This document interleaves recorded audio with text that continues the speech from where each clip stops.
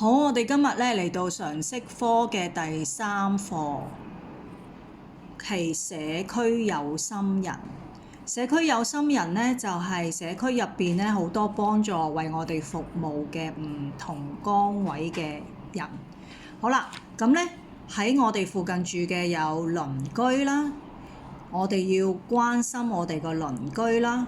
要同佢哋和睦相處啦。同埋社區入邊好多人會提供好多服務俾我哋嘅，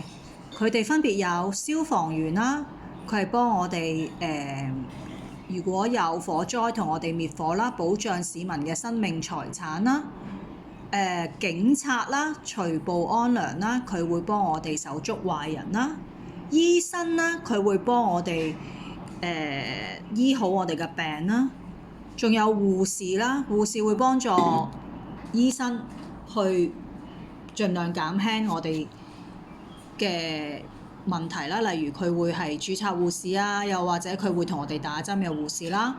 9係救護員，救護員係當我哋有傷嘅時候，幫我哋喺救護車上邊送我哋上救護車，或者俾一啲急救服務我哋啦。10咧就係我哋要關愛我哋社區上面嘅每一個人嘅，就唔可以自私，要好好咁樣互助互愛嘅。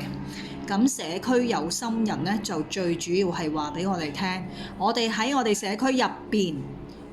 幫助我哋、為我哋服務嘅人，而我哋要對佢哋有啲咩關心呢？要和睦相處啦。如果遇到一啲鄰居發生問題，我哋要幫佢手，可能報警啊，又或者提供協助啊，同埋我哋要